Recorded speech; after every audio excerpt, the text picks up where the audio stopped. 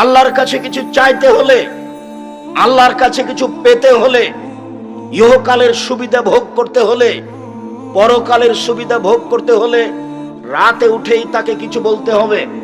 জাবের রাদিয়াল্লাহু তাআলা আনহু বলেন, রাসূল সাল্লাল্লাহু আলাইহি সাল্লাম বলেছেন, ইন্না ফিল লাইলি লাসা, নিশ্চয় রাতে একটা সময় রয়েছে, লা ইউআফিকাহা রাজুলুন মুসলিম, যে কোনো মুসলিম পুরুষ, যে কোনো মুসলিম নারী সেই সময়টাতে উঠে ফায়াসআলুল্লাহ খায়রান মিন আমরিদ দুনিয়া ওয়াল আখিরা, ইহকাল বা পরকালের কল্যাণ চাই, ইহকালের পরকালের কল্যাণ চাই, ইল্লা আতাহু ইয়াহু, তাহলে আল্লাহ তাকে দিবেনি, দিবে। ওই সময়ও চাইলে যা চাচ্ছে কল্যাণ ইহকালের পরকালের আল্লাহ তাকে দিবেন।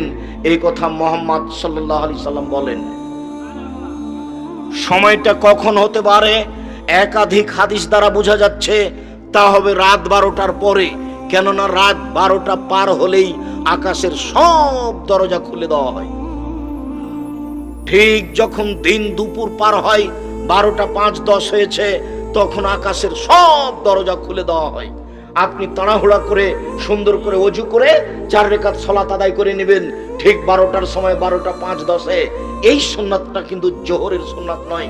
এই 4 রাকাত সালাত আদায় করে নেবেন, রাত ধরে তাহাজ্জুদ পড়ে যে নেকি হতো সে নেকি হয়ে যাবে। আর এখন যেটা চাইবেন সেটা দিয়ে দেওয়া হবে, যেটা চাইবেন সেটা দিয়ে দেওয়া হবে। কেন? এখন আকাশের সব দরজা খুলে দেওয়া হয়েছে। রাসূল সাল্লাল্লাহু আলাইহি সাল্লাম বলছেন, ইযা উযদিনা ফতিহাত, ইযা উযদিনা লিসসালাত ফতিহাত আবওয়াবুস সামায়ে, যখনই আজান দেওয়া হয় সালাতের জন্য তখন আকাশের সব দরজা খুলে দেওয়া হয়। লা ইউরাদ্দু দুআ বাইনাল আযান ওয়াল ইকামা, আজান ইকামাতের মাঝে দোয়া ফেরত দেওয়া হয় না, আজান ইকামাতের মাঝে দোয়া ফেরত দেওয়া হয় না, আজান ইকামাতের মাঝে দোয়া ফেরত দেওয়া হয় না। আজানের সাথে সাথে সব দরজা খুলে দেওয়া হয়েছে। ওইটা চিন্তা করবেন না আব্দুর রাজ্জাক সাহেব, আহলে হাদিসরা তো আজান দেয় 3:30টায়, আর এক ভাইয়েরা আজান দেয় 5টায়, তো দরজা খোলা হয় কখন? আপনার যখন আজান দেওয়া হয় তখন, ওই ভাইয়ের যখন আজান দেওয়া হয় তখন।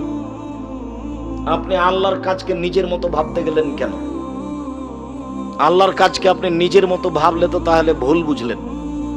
আল্লাহ নবী বলছেন যে মালাকুল মউত মানুষের মাথার পাশে বসে তার আত্মাকে টেনে বের করে, খারাপ হলে জোর করে বের করে, আর ভালো হলে এমনি সহজেই বের হয়ে চলে আসে। তো জিবরাইল আলাইহিস সালাম প্রত্যেকটা মালাকুল মউত প্রত্যেকটা মানুষের পাশে বসে আত্মা কবজ করেন। তাহলে কত সময় লাগতে পারে? 5,000 মানুষের, 50,000 মানুষের, 50 লক্ষ মানুষের, তাহলে তো বহু সময় লাগবে। তাহলে তো এটা আপনি নিজের মতো ভেবে নিলেন। আল্লাহ যদি মালাকুল মউতকে বলেন, মালাকুল মউত সারা পৃথিবীতে যত মানুষ আছে এক মুহূর্তে মারতে হবে, সবার মাথার পাশে বসে মারতে পারবেন, তার নাম মালাকুল মউত, তার নাম আল্লাহর ক্ষমতা। আল্লাহ কি মানুষকে দিয়ে কাজ নাই না ফেরেশতাকে দিয়ে কাজ নাই? ফেরেশতা দিয়ে, ফেরেশতা খায় না, ওর পেশাব নাই, ওর পায়খানা নাই, ওর ক্লান্তি নাই, তার কর্ম আপনার মতো নয়, কোনোদিন ও আদেশ অমান্য করে না, তার নাম ফেরেশতা। তার গতি, তার চলন আমার আপনার মতো নয়। কবরের ব্যক্তি যদি উত্তর দিতে না পারে, কবরের ব্যক্তি যদি উত্তর দিতে না পারে তাহলে তাকে মারে। আল্লাহ রাসূল বলছেন, ইয়াজরিবু জারবাতান, এমন মার দেই, মায়ের কারণে এসি হোসাইহাতান, সে বাপরে মারে করে চিৎকার করে, ইসমা মা বাইনাল মাশরিক ওয়াল মাগরিব ইল্লা সাকালান, সারা পৃথিবীর জীবজন্তু কীট পতঙ্গ পদার্থ জড় পদার্থ সব তার বাপরে মারে করে চিৎকার শুনতে পাচ্ছে, মানুষ এবং জিন শুনতে পায় না। এখানে চিৎকার করছে এই কবরে মায়ের কারণে 50,000 কোটি কিলোমিটার দূরে যে পশু প্রাণী আছে সে শুনতে পাচ্ছে তার চিৎকার। আপনাকে আমি বুঝাতে পারবো কত জোরে মারছে? আমার ও শুনতে পায় না, ওর কান বধির, চোখে দেখে না কোথায় মারছে, কানেও শুনে না কিভাবে চিল্লাচ্ছে। এ কথা মুহাম্মদ সাল্লাল্লাহু আলাইহি সাল্লাম বলেন। যার কারণে রাসূল সাল্লাল্লাহু আলাইহি সাল্লাম বলেছেন, মা রাআইতু মানজারান কাত্তাল কাবর আবজামিন হো, আমার জীবনে দেখিনি কোনো দৃশ্য যেটা কবরের চেয়ে আশ্চর্য হতে পারে। এটা আল্লাহর কাজ, এটা ফেরেশতা দিয়ে তিনি করেন। আপনি আল্লাহর কাজকে নিজের মতো কখনো ভাববেন না। সময়টা রাত 12টার পরেই হতে পারে, তবে ওই হাদিসের ভিত্তিতে বুখারী মুসলিমের এক হাদিসের ভিত্তিতে এনজিল রব্বুনা তাআলা ইলা সামাই দুনিয়া হিনা আবকা সাল্লাল্লাহু আলাইহি আখিরা, রাতের 3 ভাগের 2 ভাগ যখন পার হয়ে যায়, 1 ভাগ বাকি থাকে, তখন আল্লাহ তাআলা সপ্তম আকাশ থেকে প্রথম আকাশে নেমে আসেন। নেমে এসে চিৎকার করে বলেন, মায়া দুনি ফাস্তাজিবা লাহু, হে পৃথিবীর মানুষ কে আছো, কে আমাকে ডাকে, আমি তার ডাকে সাড়া দিব। মায়া সরনি ফাউতিয়াহু, কে আমার কাছে কিছু চাই, যে যা চায় তাকে আমি তাই দিয়ে দেব। মায়াস্তাগফিরুনি ফাগফিরা লাহু, কে আমার কাছে ক্ষমা ভিক্ষা চাই, আমি তাকে ক্ষমা করে দেব।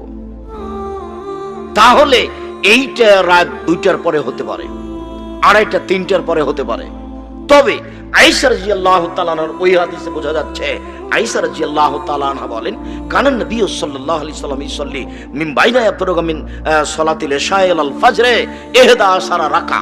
আল্লাহর নবী এশার সালাতের পর থেকে নিয়ে ফজরের সালাত পর্যন্ত 11 রাকাত সালাত আদায় করতেন।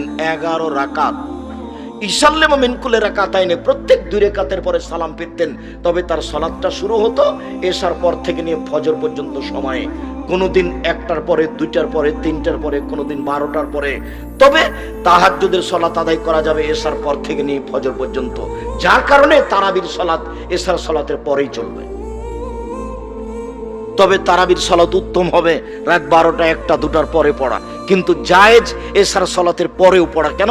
বুখারী মুসলিমের হাদিসে এসেছে, আয়েশা রাদিয়াল্লাহু তাআলা আনহা বলেন, আল্লাহর নবী এশার সালাতের পর থেকে নিয়ে ফজর পর্যন্ত সময়ে 11 রাকাত সালাত আদায় করতেন। তাহলে তাহাজ্জুদের সময় কখন থেকে শুরু হলো? এশার পর থেকে। যারা ছাত্র তোমরা, তারা চালু করো সালাতটা অন্তত 2 রাকাত দিয়ে। 2 রাকাত দিয়ে কিভাবে চালু হবে ভুলে গেলা কেন? একটু আগে তো বললাম যে আল্লাহর নবী বলছেন, কেউ যদি নিজে উঠে স্ত্রীকে জাগায়, সুন্দর করে ওযু করে 2 রাকাত সালাত আদায় করে, তাহলে তার নামটা কাদের তালিকায় আসবে? যারা পরেজগার মানুষ, অতীতে চলে গেছে। তাহলে আমি 2 রাকাত পড়লেও পারি। আয়েশা রাদিয়াল্লাহু তাআলা আনহা বলেন, কানা নবী সাল্লাল্লাহু আলাইহি সাল্লাম ইসাল্লি মিনাল লাইলে 13 রাকা, আল্লাহর নবী রাতে 13 রাকাত সালাত আদায় করতেন। 13 রাকাত। অমিন যালিকা খামসিন বিযালিকা মিনাল বিতর, আর এর 5 রাকাত থাকতো বিতরে। লা ইয়াজলিসু ফি শাইইন মিন যালিকা, এর একটা তো তিনি বসতেন না, এক টানা 5 রাকাত। কে যেন একদিন বলছিল যে আব্দুর রাজ্জাক সাহেব বলেছেন, দেখা যাচ্ছে বক্তব্যে ফেসবুকে, যে বিতির পড়া লাগবে না। দিন রাত বিতির পড়ার কথা বলতে বলতে একদিন বলে দিলাম লাগবে না। অবাক কথা। যারা এইসব ফেসবুকে লেখালেখি করে, আমি তো তাদের দেখিও না, পড়িও না, দেই হিসাবও করি না। তবে আমার মনটা চায় যে ও যদি কোনোদিন আমার ক্লাসে বসতো, দার্সে, তাহলে ও কয়েকবার বহির্বিশ্বে পড়ে এসেছে, তা আমি তাকে দেখাতাম। ফেসবুকে 2টা কথা লিখে দিলেই বেটা তুমি শিক্ষিত মানুষ, তুমি যে ওইভাবে কলম ধরেছ, তুমি আমাকে জানো, চিনো, তুমি আমার আকীদা তুমি আমাকে সরাসরি জিজ্ঞাসা করেছ।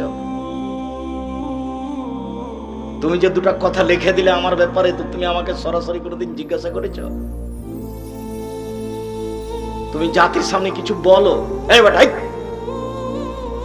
তুমি যে ফেসবুকে লিখেছো কিছু বুঝো? তুমি তোমার জ্ঞান কিছু আছে? পশু প্রাণীর পরিচয় দিয়ে কলম ধরো কেন? আমি তো বলছি 90 সাল থেকে নিয়ে এখন পর্যন্ত আমি অপ্রয়োজনীয় বাক্য বলিনি।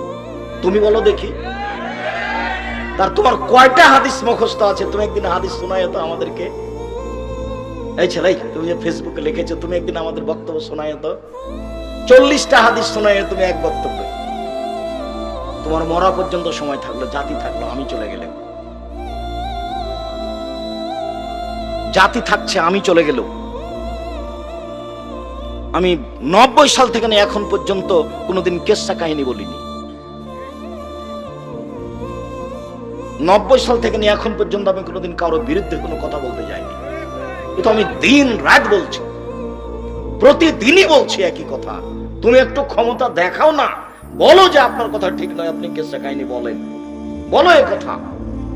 তুমি বলো যে কোরআন হাদিসের বাইরে আপনি কথা বলেন। তুমি বলো না, তোমার নেতাকে দিয়ে বলো, তোমার নেতা কয়টা হাদিস বলে মানুষের সামনে, সেটাই শুনি। সম্মানিত দিনী ভাই বোন, যেটা আপনাকে আমি বলছিলাম, অতীব গুরুত্বপূর্ণ বিষয় আপনার জন্য। আপনি রাতটাকে এভাবে ধ্বংস করি